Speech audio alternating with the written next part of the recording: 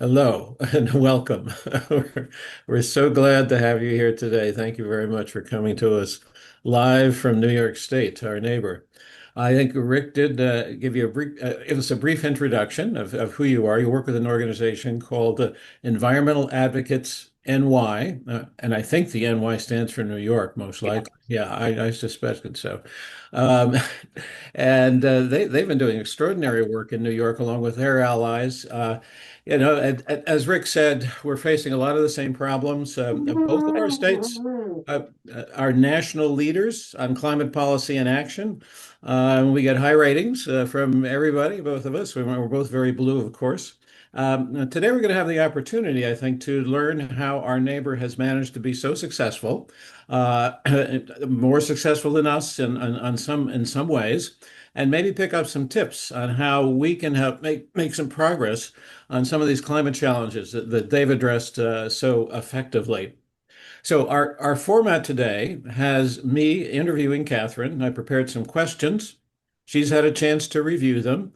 And after each question, if there's a little bit of time, we'll take a quick follow-ups. But at the end, we're going to hopefully we'll save about 10 to 15 minutes for open questions. So that is how we're going to manage things here. And so, Catherine, maybe you can just start off by telling us a little bit about your organization and what you do there. Yeah, absolutely. Is my audio working? Yeah, it's a little tinny, but it's working. Little tinny. Okay. I will do my best. I apologize for that. It's okay. We can hear you.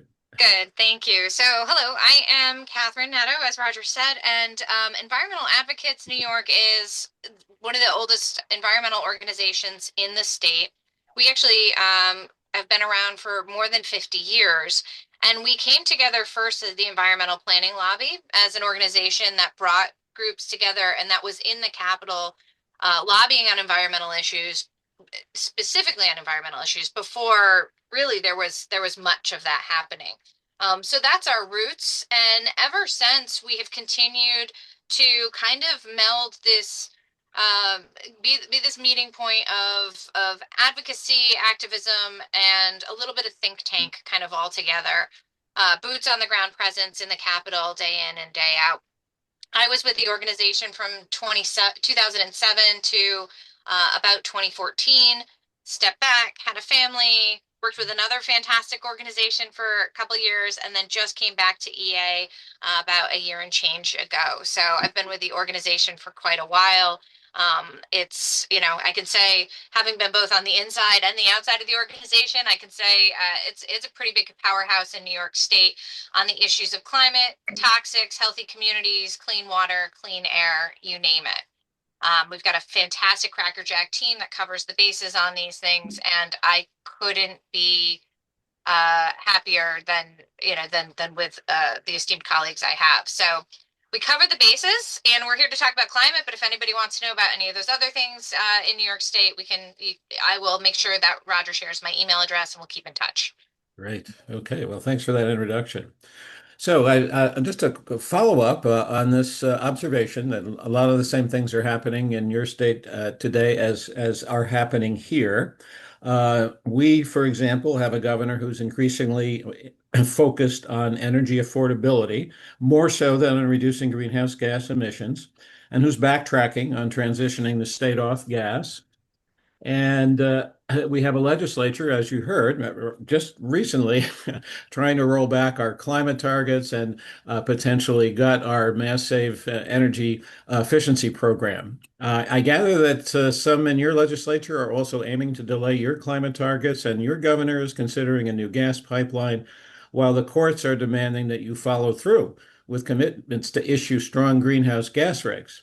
So, can you tell us more about how this crisis is unfolding in New York and how your organization is addressing it? Yeah. I mean, New York passed our climate law in 2019, right? And it was at that time it was a landmark law, set emissions reductions limits, set clean renewable energy targets, and directed that investment be prioritized in disadvantaged communities. And it set up a process for kind of creating a roadmap for all of these things. It was a big process bill, right? You're not just going to pass a law and then suddenly emissions go down. The law set these mandates and then turned the work over, um, in some cases to our state agencies, and in some to this stakeholder group called the Climate Action Council, which came up with a scoping plan, and that's what we're supposed to be following to move us forward into, our clean energy future. Um, in between there, a lot has happened since 2019. The world has changed quite a bit. And for, in some cases, more reasonable reasons than others, New York has gotten off track, right? And so now here we sit in 2025, where we've got an absolutely hostile government in the White House that is threatening New York State at every turn and pulling back on all of our clean energy commitments. And we have a governor who is very, very in just watching the political winds, and is absolutely just flowing with them. And a fossil fuel industry that is hanging on for dear life. While we all knew that this would be hard to implement and hard to overcome, um, it continues to it continues to impress me, of course, the amount of money that these folks funnel into this to hold on to the status quo. You put all these things together, and with a governor who's not a strong, who doesn't have a strong grounding in climate to begin with, and what we're seeing is just backtracking, and in some ways, we're seeing on the climate law, we're seeing death by 1,000 tiny cuts, because so much of this work has gone to the state agencies. It's much more diffuse. And then in some cases, as Roger just said, the governor has flat out said she's going to be introducing a bill to roll back parts of the climate law this coming legislative session. So we have our work cut out for us in New York. We did great things. We took great bold steps, and we've continued. And I don't mean to paint an all bad news picture. We continue to take big steps.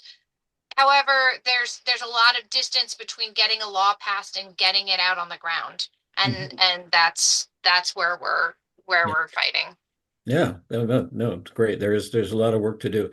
So I'm curious about this lawsuit that apparently has won out in court that requires the state to start developing and implementing regulations that were required under your roadmap law, and where that might go, and whether the governor's bill might actually get in the way of that happening. We have a similar issue here, some concern about what the legal requirements are for our greenhouse gas targets, and where that might go. So, any thoughts about that lawsuit and where things are headed?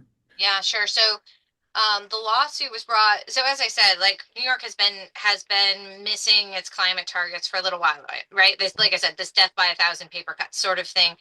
And organizations throughout the kind of environmental movement had been working with agencies, and in a lot of cases in good faith, right? Like, okay, challenges, COVID, supply chain, now the guy in the White House, all of this.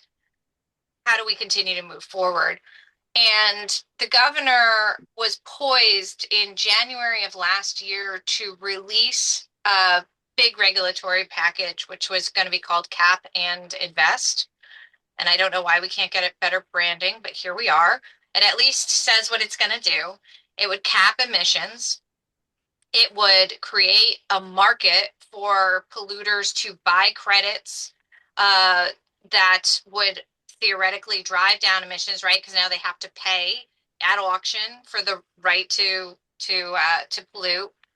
Those dollars that were created by those auctions would then be invested in climate solutions. And so the state had gone through several years of developing these regulations in what I have to say was one of the most open regulatory processes I have ever seen. Before we had draft regulations, there were outreach, there's tons of outreach. There were stakeholder webinars, there were Q&As, there was a lot of opportunity. Um, and so we were poised to see these regulations.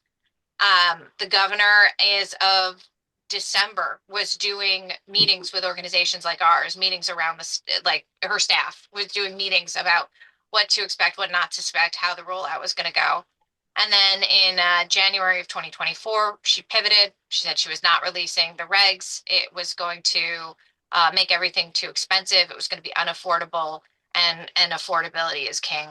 And and just caving to this wrong-headed, inaccurate messaging coming out of the fossil fuel industry. And so at the very last second said she's not going to release the regulations. And um and then it was at that point that some of our colleague organizations were like, and that's enough. Now we're going to court. Okay. Yeah. So they sued, and they won. These organizations, including Sierra Club, Citizen Action, New York Lawyers in the Public Interest, Earth Justice, some fantastic organizations, Push Buffalo. Um, they won. The judge said that the governor has to put out the regulations and has to move the state toward enacting this law. We have deadlines for a reason, and the governor, and the governor's arguments to the judge were all centered around things have changed, times are tough. This is not, we can't move forward on this. And the judge's response was basically, you don't get to choose whether or not to implement the law. The legislature passed this. It's your job to go and do it. In the ruling, the judge said, you basically got two choices. You either implement the law, which we know she can do, right?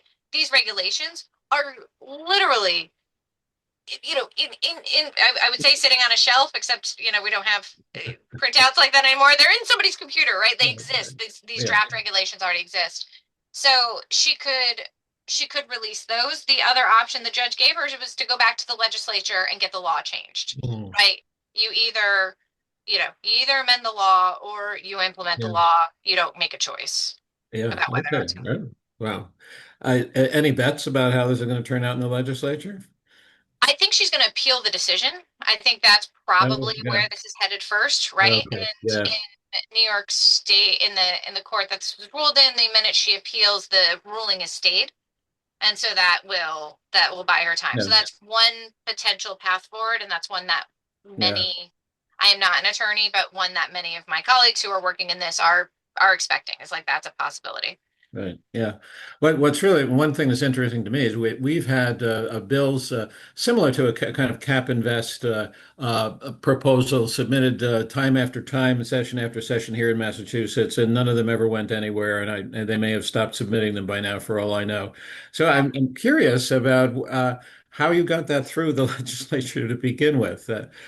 Yeah. Well, we Thoughts did on it, that? right? So this wasn't through the legislature. This was the legislature passed the climate law, which set all these targets, but just set the targets, didn't set the how, set the what, Okay. Yeah. and then turned it over to this multi-stakeholder, this huge panel, the Climate Action Council, which was state agencies, labor, community groups, environmental Yeah. groups, the business council. It was like the utilities, the anybody you can think of who's got Yeah. something to say. And those folks knocked their heads together, and came out with the scoping plan, which called for cap and invest as one path forward. And under the law set this process. It was a process law, right? So it set all this in motion, and then said, that you've got to comply, with you've got to work based off the scoping plan. So that's how it happened. So the law was really a process law and didn't say cap and invest, didn't say Right. carbon tax, didn't say anything like that. It said you all go figure that out and then move forward. Okay. All right. We got you. Interesting process for sure.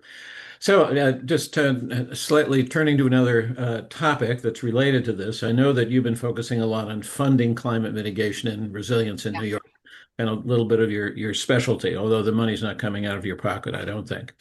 No. This is obviously a huge challenge for us in Massachusetts. Uh, We have not been successful in getting any kind of carbon tax, so that's off the table. General funds these days tend to be budgeted for other priorities. There's not a lot to dip into there. And of course, we lost all the federal funds like you guys did too. We do have an environmental bond bill that's coming out that'll provide some money specifically, most specifically for resilience, but maybe we'll get some mitigation stuff in there. And other sources of funds, probably like you have, are utility ratepayer surcharges. Yeah. Funding our energy efficiency program on the regional portfolio standard. That gets us a little bit of money there. And then we have some good climate loan programs and a few other sources of funds. So what are your thoughts about what's lacking in New York, what's needed, what creative ways you've come up with to get funding and where you think we might go in the future? So we were successful really for the first time last year. What a couple things that we've done is we've been able to push the issue in, I think, incremental steps for quite a while, right? We work with a powerful coalition environmental advocates does called New York Renews, which is a multi-sector climate justice community, climate justice advocacy coalition of tons of organizations. We've got labor, we've got health, we've got justice groups, we've got community groups, all kind of rowing in the same direction. And one of the first things that's happened is like we've been working on this for 10 years now. New York Renews is 10 years old this year, and have been just a steady drumbeat of you need to fund this. We got the climate law passed, and expecting that a funding mechanism would come out of the kind of the scoping plan, right? This secondary process, which it would have with Cap and Invest, and that was yanked away. But we have been out there advocating for what we need all along. So it's been like big dollar numbers. Some years, $10 billion we're saying we need, and we've got all the project lists to show you how you can spend this money in the communities in ways that are going to make people's lives better and that are going to help with the climate crisis. And I think last year when the governor pivoted from the Cap and Invest program, when she walked away from that, the momentum we've been building around, like, you cannot deny us, you cannot say no, forced her to kind of figure out what can we do, right? What do we need to do? And the answer for that was a $1 billion fund in last year's budget. And it was $1 billion, not of general funds, but rather of bonded money. So it's the type of dollars that can be used more for projects than for programs.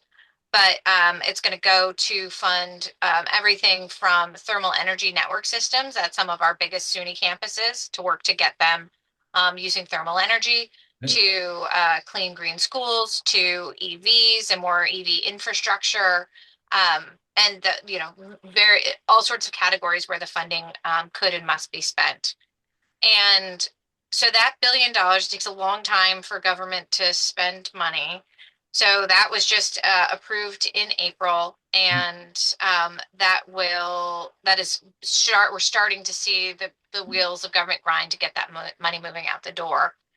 We're going to be coming back this year and say, like, listen, Cap and Invest was supposed to create between three, and depending on how you structure an auction, how you structure the requirements, anywhere to $3 to $10 billion a year for the first 10 years or so. Eventually, ideally, the way these things are supposed to work is it gets too expensive to keep polluting. Companies transition away from fossil fuels, so they need fewer credits. So eventually, right, theoretically, the auction dollars start trailing off, but not for a long time, or not for a while anyway, for the market to get those signals. So anyway, point being, we came back. We were like, what are you doing? Like, you've got options here, but we need to fund these investments. We're not going to be able to do this otherwise. So we're coming back again this year, and the plan is to be fighting to get another $1 billion for the Sustainable Future Fund. And if you don't want to do that, that's fine. You've got Cap and Invest sitting on a shelf. Let's do that instead. Okay. So Yeah. yeah. Oh, yeah, yeah, no, and interesting. So in Massachusetts, so we can pass a bond bill, but that doesn't mean that the money is actually going to ultimately be issued, or the bonds will actually be issued. This sounds like it was a bond bill that was passed and the bonds are issued and the money's there, right? Yes, yeah, absolutely. Okay, that's good. So just so fill us in a little bit more on on this cap and invest. What businesses would this primarily affect, and how would it affect affordability of some of the products of those businesses and some of their services? So businesses like fuel. So in New York State, we still have a lot of homes and buildings and things like that that are on delivered fuels, for example, especially when you get further upstate, right? So propane, oil, that kind of thing. So that's a sector that would be impacted. Manufacturing would be impacted. Industry would be impacted. Anybody who is a large emitter of fossil fuels. And the state, to its credit, went a very long way toward figuring out how do we capture the full, as much of the life cycle as we can from the minute that so that we are adequately, so we're setting up a market that actually includes all of the players that we need to send the signal to that you need to ramp down your emissions. So they were factoring in things like pipeline emissions from when the pipelines come into the state right up until the gas comes out of my burner. There were thresholds for how big an emitter, right? So households would not be impacted. However, the gas providers providing gas to the households would have to participate. And the affordability impacts, it is assumed that the companies would then pass these costs back to consumers, right? Nobody wants to get stuck holding the bill. There was a We also passed as part of the program, we're saying like at least a third of the revenue needs to go back to consumers. And there's a lot of different ways that there's a gazillion different ways you could do that. Um, where New York seemed to be going, where it seemed to be going was going to be providing direct rebates on energy, household energy bills, because that's the place where New Yorkers would likely feel this the most.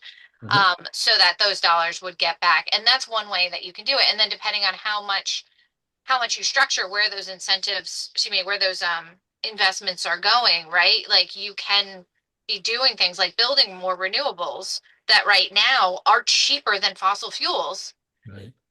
and do that to bring down energy costs over there as well. So if you invest strategically and you give money back to the consumers, you can help to mitigate these potential costs. Yeah, no, I know the Citizen Climate Lobby has been pushing for this on the federal level for a decade or more without much success. But I'm just impressed that you all at least got this far with Cap and Invest.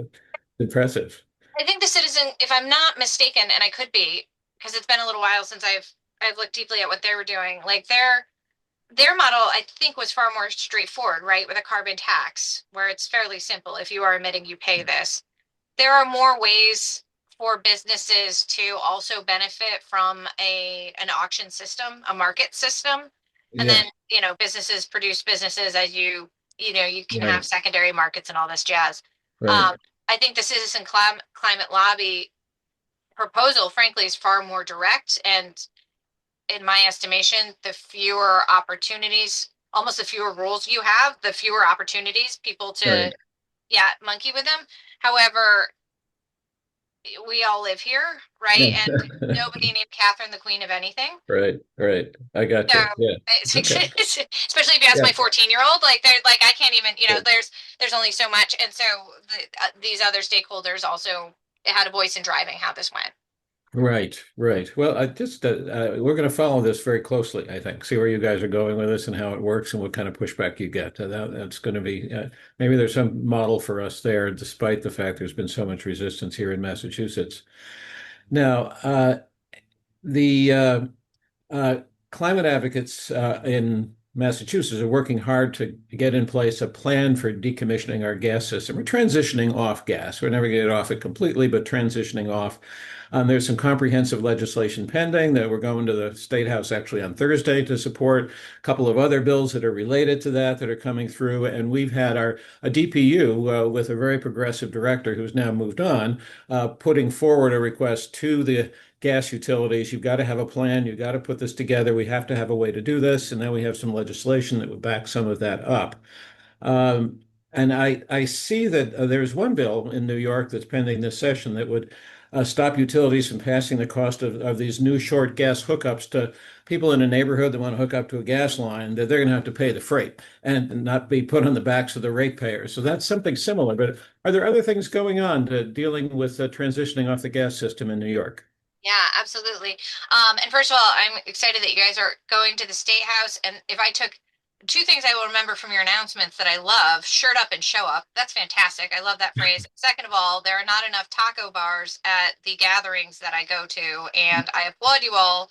And I can't remember what organization was named there, but I feel like taco bars are a great way to go. Um, so yes, so New York State, we'd been fighting for a comprehensive package called New York Heat for quite a while, which would have done a ton to phase out gas and gas use in New York. Working through the legislative process and working against political adversaries and all of that, by the time we got to the end of session this past year, because this is a bill that's been pending for quite a while, and we have some amazing legislators, as I'm sure you do, who are fighting every day to do everything we can to move New York forward. And where they came to at the end of the session was like, listen, we're not. It seems nigh on impossible to get this full measure through. What we can do is what we refer to as the 100-foot rule in New York State, which is going to change right now. As you said, gas utilities, if you have a gas line within 100 feet of your house, the utility has to provide a hookup for that. The ratepayers subsidize that to the tunes of billions of dollars. So this will eliminate that. It's on the governor's desk, and there she, the session wrapped in June. She hasn't yet signed it. She has until midnight on December 31 to sign it. If she does, I imagine this could be an 11:59er. But it is, so that is exciting. That's moving forward. We also have a law called the All Electric Buildings Act, Right. and Yeah. yeah, yeah, and this provided a transition for not a transition even, but saying that starting December 31 this year, for buildings that are 7 stories or lower or shorter, we're not they must be built with electric infrastructure. We must not be building with gas and fuel infrastructure any further. That law is on the books. The New York State Codes Council, which sets all of our building codes, did a ton of work and passed some pretty strong codes over the course of this year to set us up for moving in that direction. And again, with the same like one step forward, this dance that is politics, right? That is this work.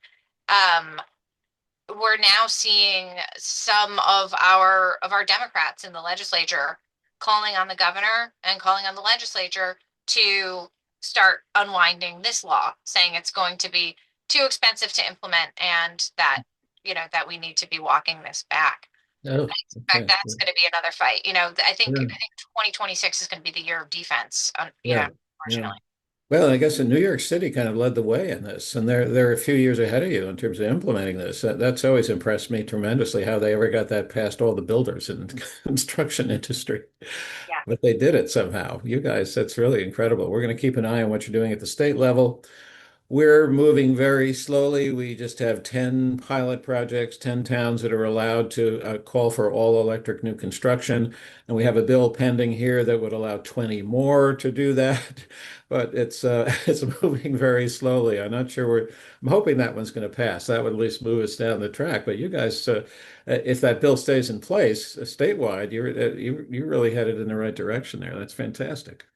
Now, on another topic, You've got some pretty progressive legislation on plastic packaging producer responsibility and on recycling bottles that are pending in your legislature. What do you think the chances are these bills are going to pass this session? And what other measures do you envision for dealing with the plastic pollution issue in New York? Yeah. This one is huge, and uh we've got a massive bill that would put the onus on manufacturers to deal with their waste essentially, right? To deal with this problem. And to direct that in a lot of cases that plastic that we move away from plastic packaging. This was the most how do I say this? The Chemistry Council and the plastics manufacturers put millions of dollars into lobbying against this bill in New York State last session. When you go through the ethics filings, it is outstanding how much money they put into fighting this. And the bill came closer than it ever has. This was like the last holdout at the end of the legislative session, right? When you're getting down to the final hours, the final days, the final hours, you kind of start seeing, okay, like what's possible, what's not. We've got a ticking clock here. Where are we going to get to? Advocates, legislators were working this bill till the very last minute, and the lobbyists on the other side were working it to the very last minute. Um, it is a contentious bill. This is another one that's being labeled as making life less affordable for New Yorkers and so on and such forth. Um, and it's it's huge and it's hard. I don't know what its prospects are for the coming year, right? Because in part because it's got so much entrenchment against it as it currently is. So we're going to keep fighting, right? Because there is a certain amount of, you know, brawn that's needed to just move these things forward sometimes. We're also at Environmental Advocates and other advocates across the state are working on a couple of different pieces as well. The plastics bill is an omnibus. It's gonna it if that got passed, it would be like the climate law for packaging, right? At the same time, we're working to advance some other concepts as well. There's a bill called Right to Reuse, which just says that stores can't deny you using your coffee mug if you come in with a coffee mug, right? And making sure that that other types of takeaway food you can bring your Tupperware. Like, wouldn't that be fun? I used to have a sushi place up the street that I'd call in. I would come in and I would hand them my Tupperware and I'd say, "Thank you so much, Jimmy, and I'll be back." And he'd make my sushi in my Tupperware and I could go home, right? These things, we've gotten into this habit of just looking at everything as disposable rather than like, wait a minute, there are little things that we can shift here that will make life continue to be livable and still, stop with this packaging nonsense. So we're working on some of those pieces as well, even as we continue to try to get the larger pieces passed. Great. Okay, one more issue before we open it up for questions. I know that there are folks here working very hard on make polluters pay, and you guys got that through your legislature. And I'm just curious about what that took to get that passed, what kind of resistance there was, and who was really pushing forward to make it happen. One, we had some fantastic legislators on that, and I gotta say, when you look at who your legislative partners are and where is it possible, our Senate Finance Chair, I mean, a lot of people worked on that, and I don't mean to leave anybody out, but our Senate Finance Chair, so she runs the Finance Committee. Um, she's a fantastic advocate and a fierce fighter. And she had been fighting for this bill for many years. The assembly sponsor was also a strong champion. They were both senior members of the legislature, so they've got a lot of respect and authority. And as they were moving, fighting things forward, there were some other things that were happening, right? New York Heat, for example, that was hitting resistance. The governor's office didn't want to do that. That was continuing, that was becoming a problem. And so there is a certain amount of like of wheeling and dealing that happens, right? And so our leaders were right there to say, like, fine then, move this, right? This is what you move.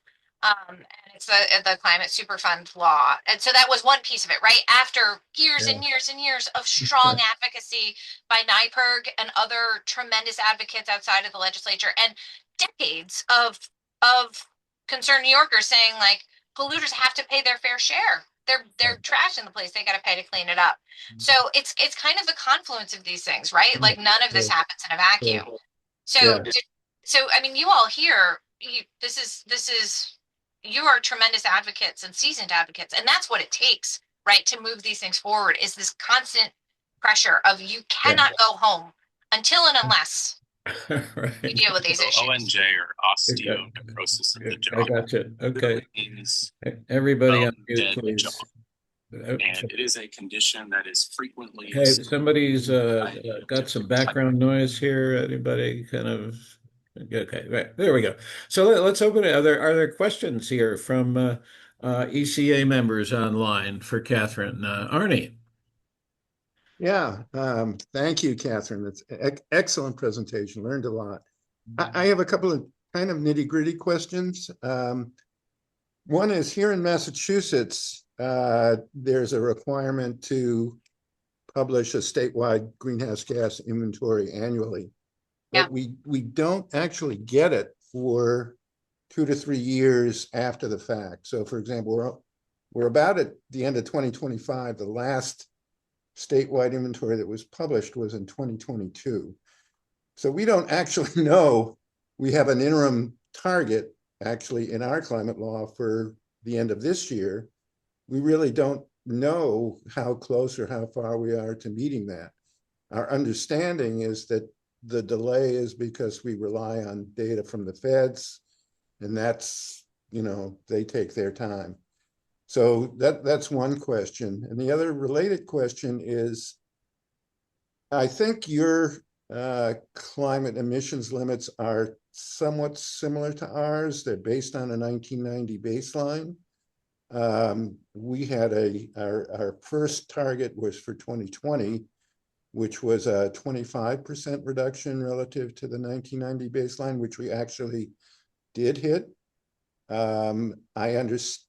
I don't know whether you have interim limits before 2030. We have, as I said, a 2025 limit and a 2030 limit, which is a 50% reduction relative to 1990. So I think I read that your 2030 target is a 40% reduction. Yeah. So my questions are, one, how frequently do you actually get an inventory, a statewide inventory, to know how far or how close you are to meeting your targets?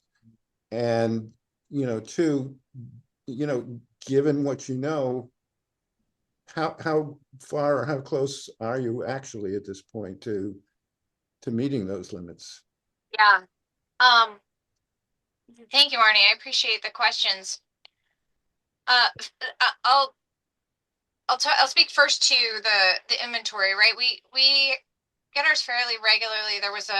I can't remember, there was a hiccup during COVID, right? There are always some reporting delays, but there's also always kind of modeling that can be done based on previous years' reporting that could provide you an insight to this. One thing that I'm curious about is whether the legislator or legislators who passed your initial climate, reporting law are still in office, and if so, are they pushing on your state agencies to get them to release this? Like, it sounds like there needs to be some essentially some oversight, some outside pressure, and I'm curious if that's something that they've explored or would explore. Is like, how do we, like, we're the ones who wrote this law, you're supposed to be doing it, what are you doing? So that's one thing that I would just put in your brain.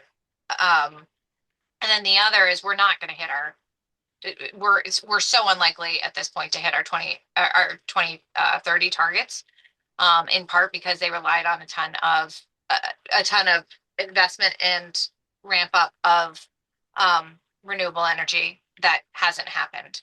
And so this is some soul searching that a lot of us are doing right now. Is like, okay, well, what do we do? Like, there's a facet of the movement that's like, we need to beat up the governor at every opportunity to try to get her to care enough to put us back on track, even if not by 2030, but then, by 2035. There's another facet of there's another train of thought that um, is that we need to revise our climate law because this isn't attainable at this point based on these metrics. So that's happening right now. And I think whether it's like 2030 or 20, we need to be continually marching forward and continually riding these state agencies and these various processes to make sure that it's pushing forward, so that if we're not there at 2030, when are we going to be there, right? Like, how do we, like, fine, great, I can accept reality, but what are we doing now to change the future? Right, great. Tina, you have a question. You're on mute. Yes, thank you so much. And that was an interesting answer because that's what we're grappling with here as well. Catherine, thank you for being here. I'm wondering how you see your relationship with all the other advocates and the legislature and the governor. How do you keep your communication open at the same time doing the advocacy that you need to do? Yeah, it's tricky, man. Some days better than others. How's that, Tina? I mean, it is, it's hard. And there's also, environmental advocates works with a ton of different organizations who have a ton of different worldviews. Like I said, there are some folks out there who are just like, the answer to this is more bad press and more shaming and pushing for that way. And there are other advocates who are just like, no, what we need is to be showing kind of more love. I mean, we do our very best to constantly be assessing the moment. What does this moment need right now? And where's the truth in that, right? Because there is truth in that we can't just let bad decisions lie. Our governor just approved a massive new gas pipeline running right up through New York State. So environmental advocates was right out there alongside other organizations, absolutely slamming this decision and trying to figure out, like, okay, great. I mean, this is another opportunity to say to the governor, you just approved this. You got to do something over here, like bring out cap and invest right now. This is going to raise our emissions. And all of the analysis says that. DEC's own analysis says that. So what are you doing to bring them down? And so, so there's that. And then in other sides, right, when she put $1 billion into the Sustainable Future Fund, I was like, yeah, right, like, we need this. So different moments call for different things, and that's our orientation. That's environmental advocates orientation. Others don't agree with that, and organizations and people come together, communities come together around shared values and shared beliefs. So I think coming to, like, what is our shared value, what is our shared belief, and how do we enact the change that we need to see? And then how do we make space for others?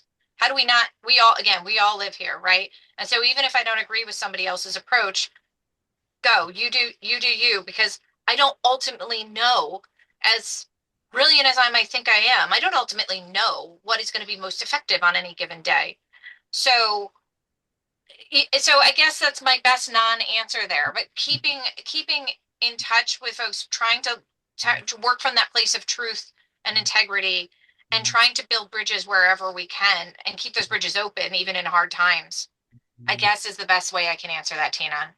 Yeah, Thank you. Great answer, actually. I like that. And we're facing a lot of the same things here in Massachusetts. So that's really very helpful advice, I think. John, you have a question. Yeah, Catherine, thank you for this today. I have a quick question about the New York Green Bank. Oh, yeah. Okay. And we do not have a green bank in Massachusetts. Yeah. It's one of the priority bills for Elders Climate Action of Massachusetts. And I noticed that, your green bank was stood up back in 2013 with about $1 billion of capitalization, and it appears to have generated about $2 billion worth of capital commitments by bringing in private investment. Do you see having obviously watched that a lot more closely than I or others of us in Massachusetts have, are you pleased with the way the Green Bank has functioned? Do you see a way that it could capitalize more private investment? What's your take on that?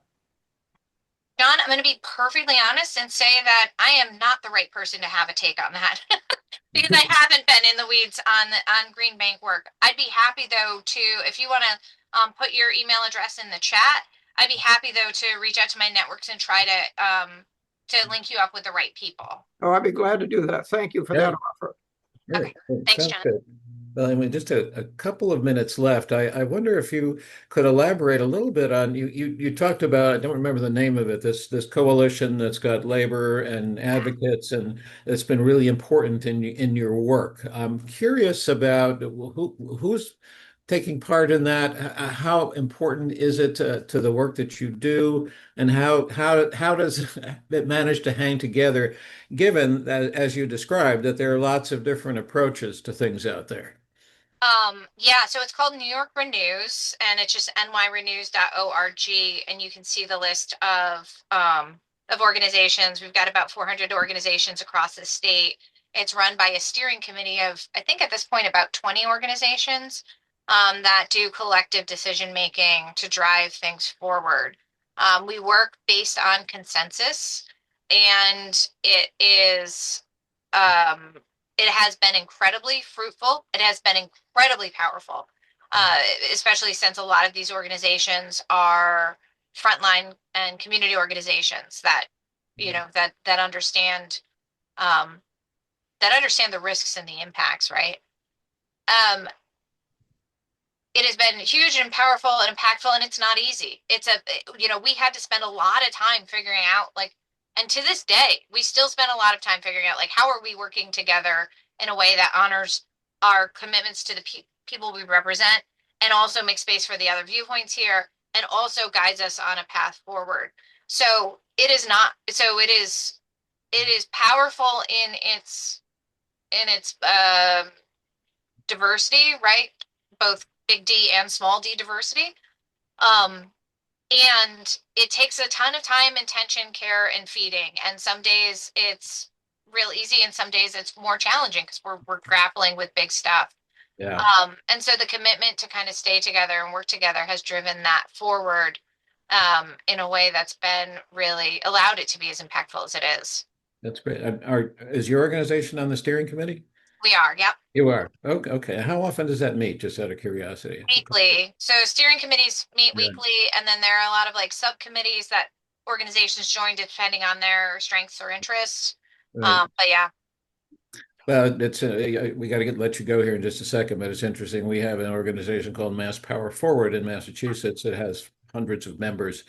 But it tends to be very oriented towards some of the left of center groups who are really taking mostly the fighting back at all times approach. And we actually didn't fit very well into that. So it's interesting to hear you've got something that you were able to keep together. I think folks like us, like yourself, along with the whole spectrum of folks coming from the left and coming from frontline organizations and labor.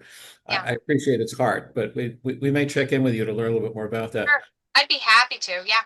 Yeah. And I could say for like 2 more minutes. Okay, I don't want to hop off if Alan wants Okay. to chat. One last question from Needs Alan. to go. I'm gonna let you Yeah, go. sorry. This is it with 2 minutes, and Okay. then we're out of here. Okay, Alan. Oh, well, thanks, Roger, for letting me in. I was just thinking about what I was doing about 40 years ago was working in the Mass AG's office, fighting the licensing of the Seabrook nuclear plant. And I was coordinating my efforts with people in New York at DEC and in the AG's office there over their efforts to deal with the Shoreham plant.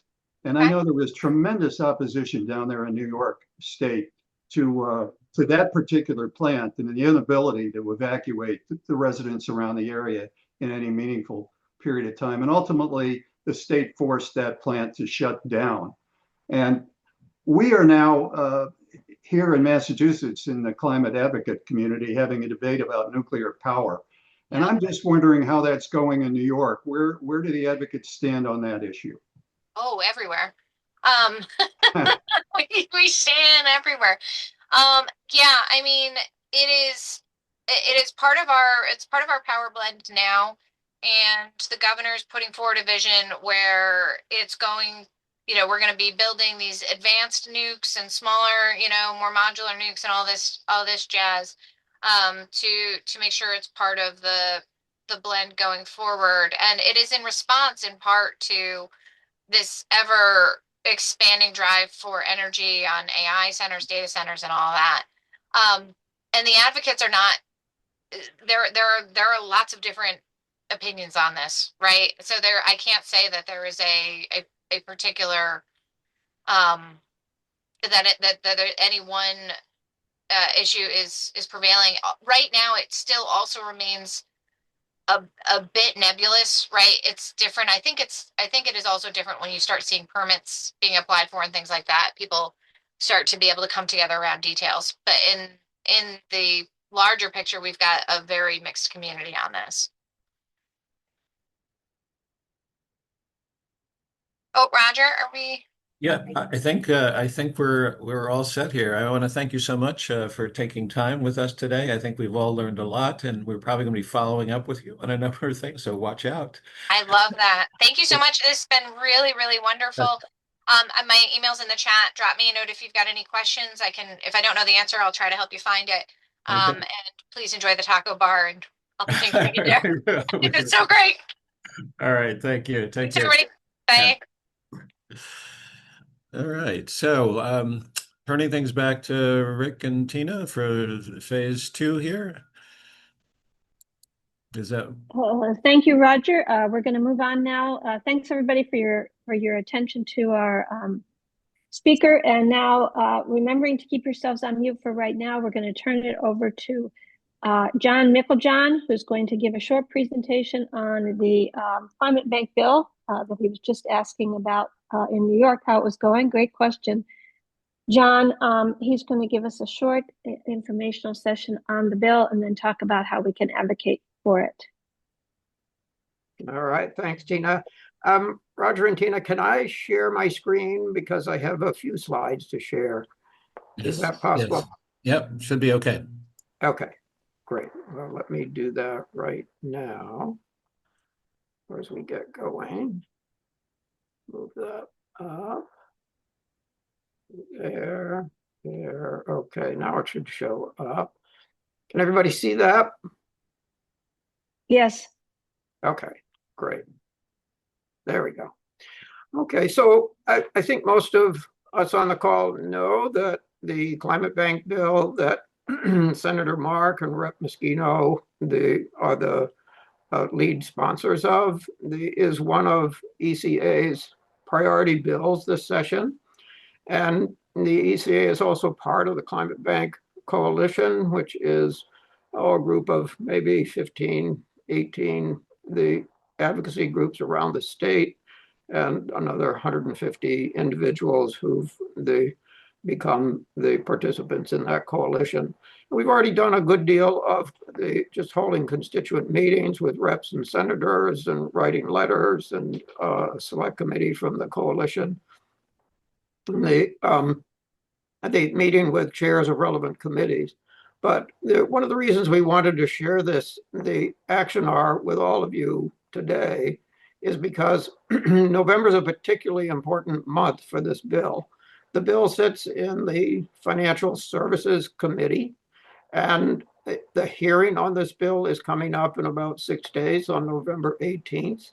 So this is a critical time over the coming week to really reach out to our legislators, both on the Senate and the House side, and let them know that we want them to support this bill.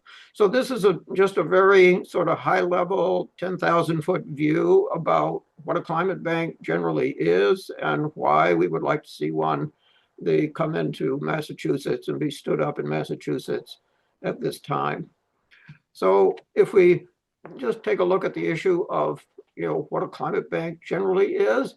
There are a few points to make here. And by the way, you'll hear, you probably have already heard of green banks. The New York Bank is called a green bank. In Massachusetts, we're calling it a climate bank. They mean exactly the same thing. And in general, by the way, there are about 20 statewide climate banks or green banks around the country, and another 20, the climate banks that are the more regional or municipal or local. So this is not new. It's innovative for us, but it's not new. In essence, it's a financial institution that can be either public or quasi-public, and it's the laser focused to design to advocate and bring along the private investment for clean energy and climate related projects. And the concept behind it is a public-private partnership where you're taking a modest amount of public seed money and using it to leverage much larger amounts of private investment. And because it's laser focused on the environment and the clean energy transition, it supports clean energy projects across the various economic sectors. Some of us may be aware that through Governor Healy, we already have a climate bank in Massachusetts. You might say, why do we need another? But that climate bank is very focused on a small sector of the housing, the economic sector. It's focused on low income and moderate income housing. Doesn't even cover the entire sector. And I was really pleased when it came along, but it was sort of like an appetizer here to really stepping into the climate bank space and really standing up a climate bank that can reach across all the economic sectors of our state economy. Obviously, its the general purpose is to help any state reach its decarbonization goals. And it also has the feature of being flexible. Something like Mass Save is not flexible. But a climate bank has the flexibility for the board of directors to take a look at where are the gaps in a particular state's the movement along that transition to clean energy, and then focus the investments and its projects in those gap areas. It's also flexible in terms of just where the funds come from to stand the bank up and where the private investments come from. They can come from philanthropies. They can come from the large banks like JP Morgan Chase. They can come from hedge funds. They can come from individuals who want to invest in the bank, because you can buy as an individual, in the case of Connecticut, you can buy the Green Liberty, the bonds for $100 or $1,000, just like you could go into the general market and they purchase a bond. And so there's an opportunity even for individuals to participate in a climate or green bank. And at this point, you'd say, well, okay, why do we need one now? If you look at the situation we're in a fragile situation where we've got the rescinding of federal monies. We're all aware of that. The federal monies that threaten our climate goals, but federal monies that also put a lot of pressure on the state appropriations process and the budget. And when you stand up a climate bank, you're really starting to tap into the last largely untapped source of funding that we can draw on for this clean energy transition. And that largely untapped source is private investment. And if you take the example of Connecticut, which is the oldest climate bank in the United States, it was stood up in 2011, so it's been around for 14 years. The leverage of $1 of seed money, public seed money, to the amount of money that's being generated from private investment, after 14 years, that ratio is 1 to 8. $1 of public seed money for $8 of private investment. That is a huge leverage. That's a huge mobilization rate. And not all the climate banks around the country are working at that mobilization rate. And Connecticut didn't start out at that level. They had to build up their mobilization rate, but it just shows what the potential is. So another point here is that by standing it up at this fragile point that we're in, the bank will unlock the private capital by removing market barriers and mitigating financial risk, and therefore making it more appealing for investors to step up and utilize this funding vehicle. So here we are at this fragile point where federal money is being rescinded. State coffers are going to be very tight around the budget this year and in coming years, most likely.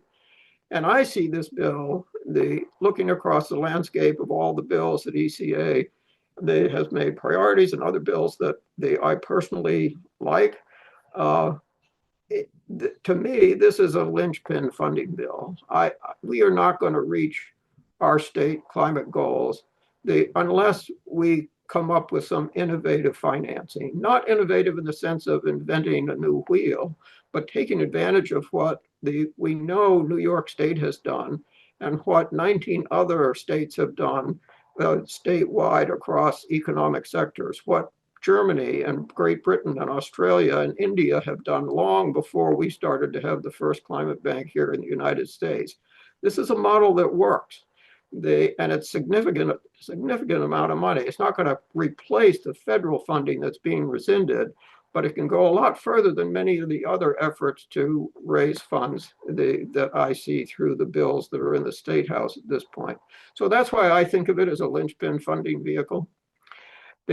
In terms of what we all can do today, the Action R instructions, they're going to turn it over to Tina and Roger in a sec, but it's really very easy. If you haven't done one before, evidently it takes about 10 minutes. 3 easy steps that through Roger and Tina, they have a link in a few minutes that I think is going to be put in the chat. That's an Action Network link. And you're going to click on that. And then you enter the information that it asks you for. And that information will link you to your 2 legislators. And there's a template letter. And there are actually 2 template letters. If one or both of your legislators happen to be on the Financial Services Committee, you will get one of those letters that's targeted to members of the Financial Services Committee. If your legislators are not on that committee, you will get the other template letter. That's a general letter to folks in the State House, asking them, giving them some information about the bill, and asking them to support it.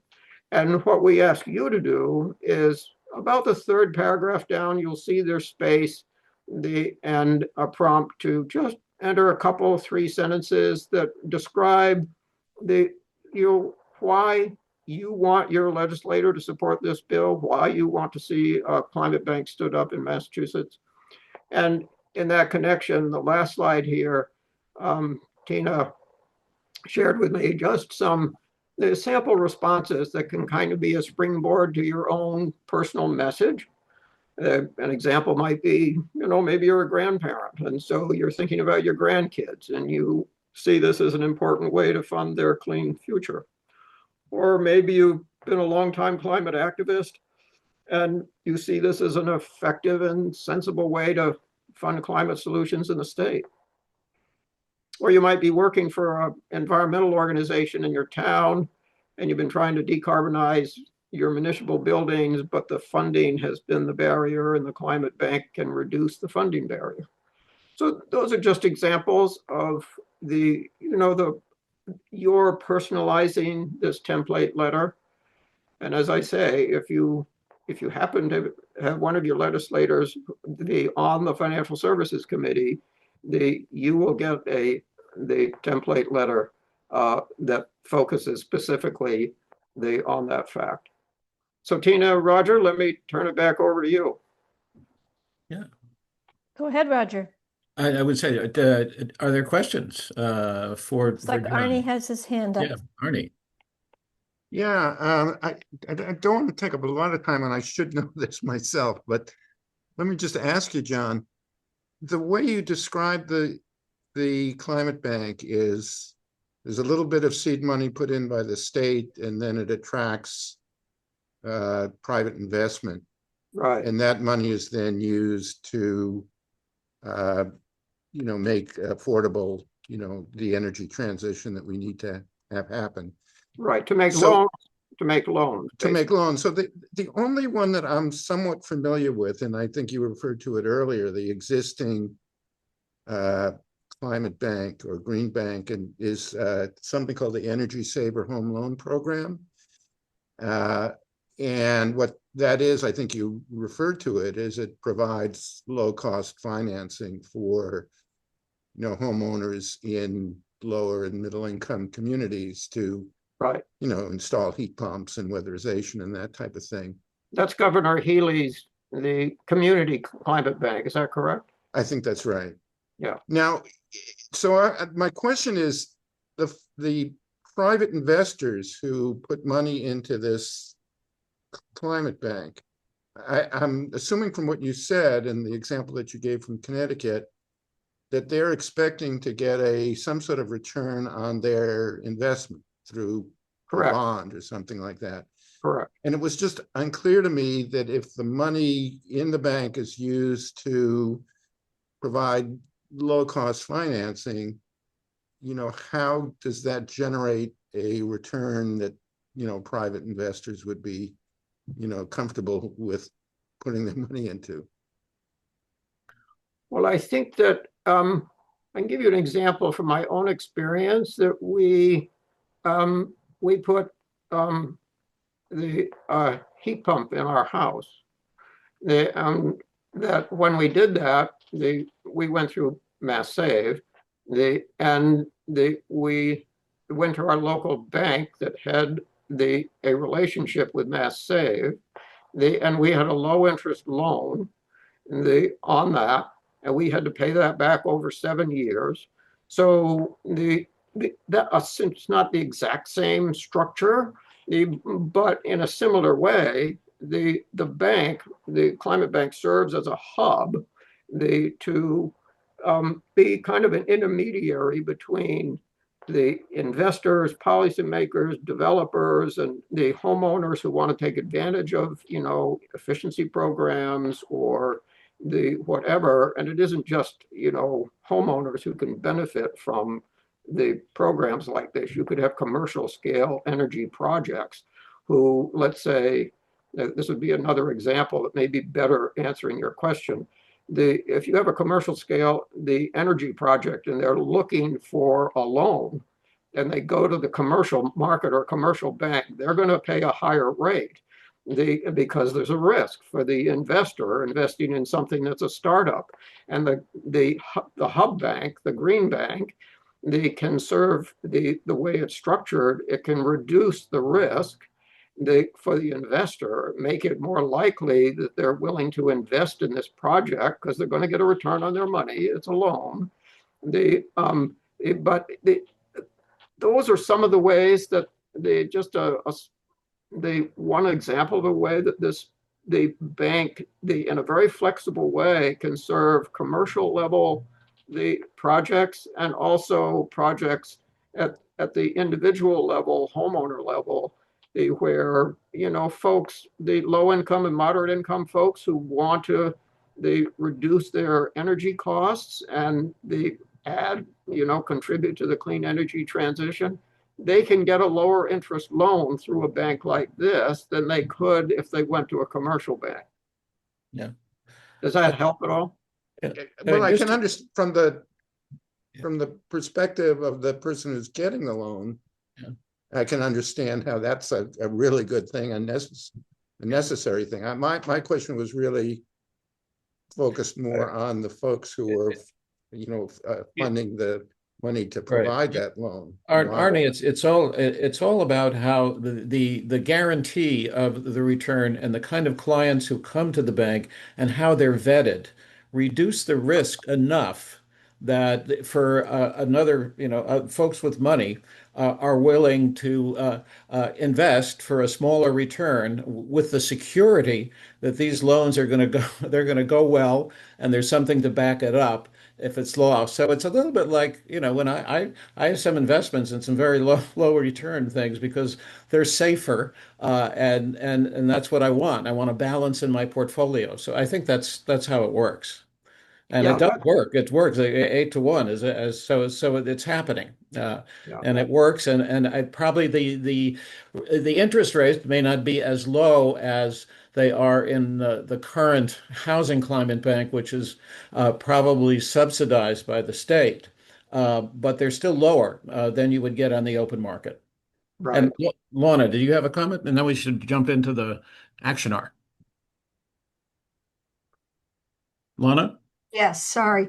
John, sometimes the info, the data is like slow coming out, particularly of state agencies, but do we have any idea how well the Massachusetts Community Climate Bank has worked. It hasn't been in place for that long, but No, it hasn't been in place for that long. My understanding is they haven't been as transparent as some of us would like them to be in terms of, what their impacts have been on the ground. Mm. And I think one of the things that pleases me about the language in this bill is that it's very clear that that it's more transparent than the way the climate bank has functioned so far, that Right. they're required by the language in the bill and what the board of directors have to do annually in reporting, and the way they report and what kinds of statistics they have to report. So I think those who wrote this bill, they understood that was a drawback to the community bank bill. Right. That's the best that I know at this point. well, thank you for that. Roger, this is a question about the actual action R. Yeah. I see I have a representative who's on the Finance Committee, Rep. Cataldo, but I see you've got a link for the action R in the chat. What am I supposed to do? Go Use to this the link? the link for the action are in the chat. Okay, and everybody can see this here. If you click on that link, it will take you here. Great. Okay.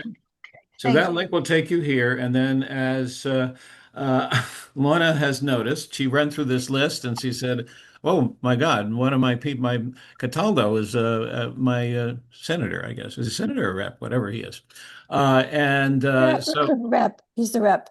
so Lorna would click on this link here, and that would get her to a place where she could send a customized note to Cataldo. I will tell for folks who actually do this, if you want extra credit, you probably don't have both your rep and the senator on that committee. You can go down here as well, and do an extra one, but you don't have to. Just extra credit. For the vast majority of you, you'll just drop down here, and you're going to click on this link, and it's going to take you to this page. Because Action Network knows, somebody's already sent some letters. So people are jumping ahead. I love it. Okay, so if you've done Action Network before, it'll recognize you. It recognizes me. It has me under surveillance. But if not, it'll ask you to put your name and your address and your email in here. And then you're just going to hit Start Writing. And you'll come to some instructions up here. This tells you about the personalization piece that we've talked about. I have a couple of other examples here to kind of whet your appetite and maybe get your thoughts going about what to put in for personalization. Personalization is important for two reasons. One, it really speaks to your rep or your senator that you do really care about this, and you went to some extra effort to think about it. And two, it makes it a little bit less clear that this was a mass effort generated through a letter writing program. And legislators are less likely to pay attention to that. But when you have something personal, and especially put it in relatively upfront, when I'll show you where, you're more likely to get somebody's attention, get through, and get your message across. So it's really important to say even just a sentence or two. Now, you're going to then go down and you see your letter here, and you see it says add personal statement. I did, John, put it up front because I think it's important for that to come right after the introduction. It's a good idea, Roger. Yeah. So, and then obviously you want to delete that once you've done that. So otherwise your representative is going to want to add their personal statement to your letter, which makes no sense, of course. So make sure you delete that. You can edit this letter in any other way you see fit. So take a look at it and see if there's something else you want to add. And review all the text before you send it. There will be automatically added a salutation. See, for my Rep Linsky, it'll say, "Dear Rep Linsky," and then another letter will say, "Dear President Spilka." And it will also have a salutation that has your name and your address, so they know who you are and they know where you're from and that you're in their district. And then once you're done with that, you'll just hit this, send letter, and you will be done. So are there questions about how to do all this stuff here? If I see any questions. I see no questions. Okay. So on your mark, get set and go. And I want you to come back to let us know how it went, if possible, and for some final announcements. and will give us 10 minutes to take care of this, give you some time to personalize and do your thing. Okay, Thank everybody. you, Roger. Thank you. Excellent.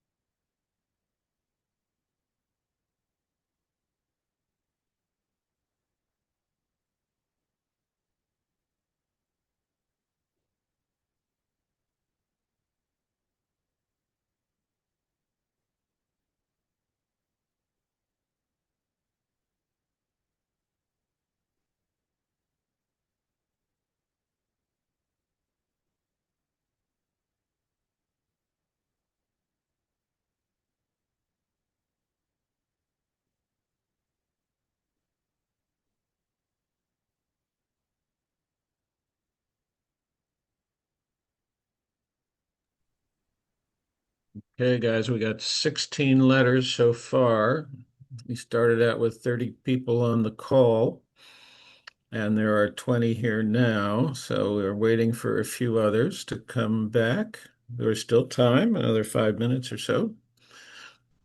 I sent mine in, at a brilliant personal statement talking about being a heat pump coach in Natick and all the people I know who are having trouble paying for their heat pumps, especially businesses where it's really expensive. So I'm sure that caught their attention.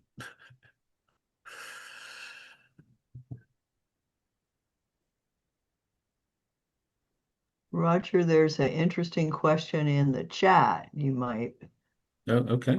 answer for someone there. Easy way to find out if my reps are already sponsors of this bill. Yeah, if you want to find out if your rep is a sponsor of the bill, the easiest way to do that is to go to the legislature, to click a link on the bill, and you will see a list of sponsors there. I can show you that right now. Remind me, John. Oh, somebody just put it in there. Thank you. Oh, good. Yeah. Good. Okay. Yeah. So just go there and check that out. And it's nice if they are a sponsor, to thank them for that. And no harm in that. And it's a good thing to do, in fact. On the other hand, if they are a sponsor, as you all know, it's very easy to sponsor a bill. It's harder to actually do something to make it happen. And they, even if they are a sponsor, they need to receive just very direct requests to take action.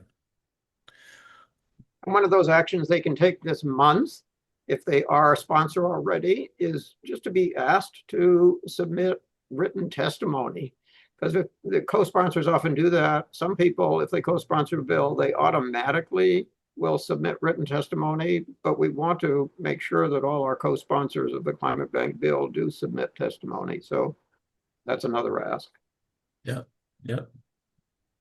And phone calls, if you can follow this up with a phone call, just let them know you sent them an email and that you really feel strongly about this. That can just be 2 sentences.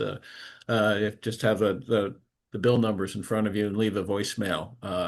It adds weight to the effort that you've already put into this to say, well, I was also willing to pick up the phone and actually call you and remind you, look at my email. That's always a good thing to do. Roger, I just finished my letter and I hit send. So has it gone? It's not, it's not. Too late. complete. It's too late to retract it, Lorna. Yes. I don't want to retract it. I'm very happy. I know, Simon. Yeah, we don't like expletives in the letters anymore. Lorna. It just doesn't work. Oh, I saved that for this committee. Good for you. So I think everybody, I don't know, is anybody still working here? Otherwise, I think we're in pretty good shape. And I don't know if Tina, you want to reiterate some of our announcements and or also take any questions or comments from people about the process here. Things go fairly smoothly. It seems like people found what they needed and things worked out. Okay. And do we want to, Tina? Betty, you have something to say.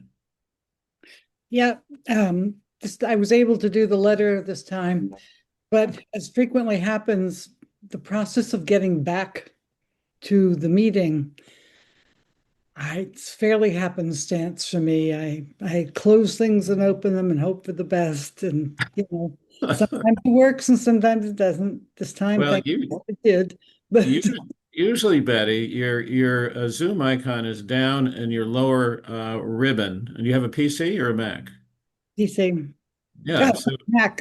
you'll see a little Zoom icon, and all you have to do is go down to that ribbon wherever you are and click on that Zoom icon, and the Zoom will come up. It won't. It may come up in a small version with just one person, but then you can enlarge it like you did. So always, that's a good place to look for all kinds of good things down in that little ribbon. Keep things on track. I'm not seeing it now, but that may be because I'll Zoom now. So No, even if it's up, it should be there, but that's okay. Oh, it wasn't. Rick, go ahead. You're on mute. I know. I was just going to say, I don't know if Tina's going to do this, but to remind everybody about Thursday. Yeah. To show up at the State House, 1 o'clock. 12:30. 12:30? Okay. To advocate for continued attention to our climate legislation and don't throw out all of our work over the last, 10 years, 8 years? Yeah. Well, we got to build on that. Yeah, absolutely. For sure. So any questions about that? Anybody need a ride or need to know where the State House is? I think we would probably know where the State House is. And it's always good for us to have a presence. Our allies kind of look around where are some of these the older folks who claim to be climate advocates. It's good for us to be there. So can get down there. Tina, do you have any last words or anybody else before you say farewell? I see Rick Flint. Did you have your hand up or that was historical? Guess it was- I was going to say the rally's at 12:30, the hearing's at 1 in room B2. So Yeah. just go in the main door there and they'll help direct you to B2. Right. And it probably will be packed and there'll be crowds outside, and that's all for the better. That you've got the crowds outside. They'll keep the doors open and the people on the committee can see that there are vast numbers of people waiting to come in. So go And for look for us in our green shirts, because if we all do Yeah. sit together, it really makes quite an impressive visual statement. it. Absolutely. Roger, is it too late for people to sign up for giving oral testimony? No, I don't think so. If they want to sign up, I think they still can. So all you have to Yeah, until 3 o'clock on Wednesday. The form to do that is on that listing on our calendar on ecamass.com, the calendar. And if you're giving testimony and it's good not to be repeating things that other folks have said. If your main objective is just to demonstrate how many people are supporting this, it's fine to do that, but just be very, very brief so the committee doesn't hear the same thing over and over and over again at great length. But do be there and just say you're here because you care about this and you're supporting this and you're from this organization and we're behind it, and that's even all you have to say. Sherry. I see somebody has dropped a question in the chat Okay. as to whether or not the vote is on the 18th. The committee usually, well, all of our committees, my understanding is that December 3rd is the deadline by which the committees must take action on bills that are before the committee.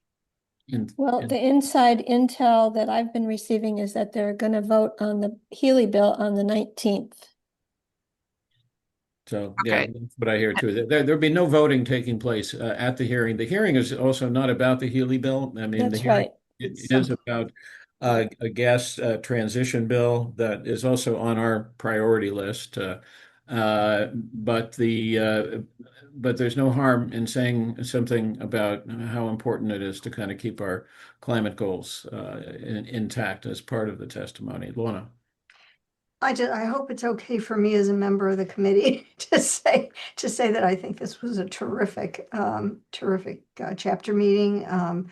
Two very, very well done presentations, and I think should be very helpful to us as a committee moving forward. That's it. Great. And does the leadership team want to stick around for a debrief? We talked about doing that. Oh, good idea. Okay. And Ed, you have the last word. Oh, you're on mute, Ed.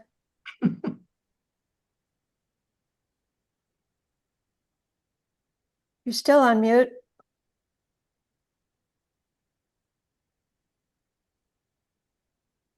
We can't hear you, Ed.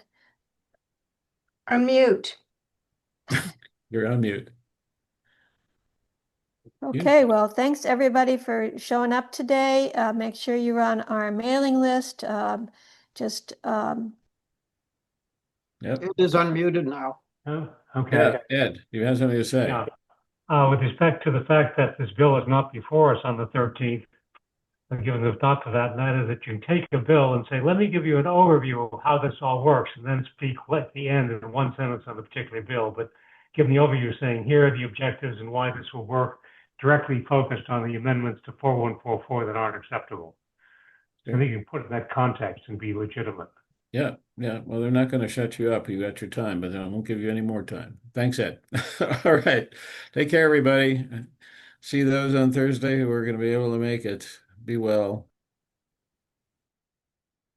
We're staying on.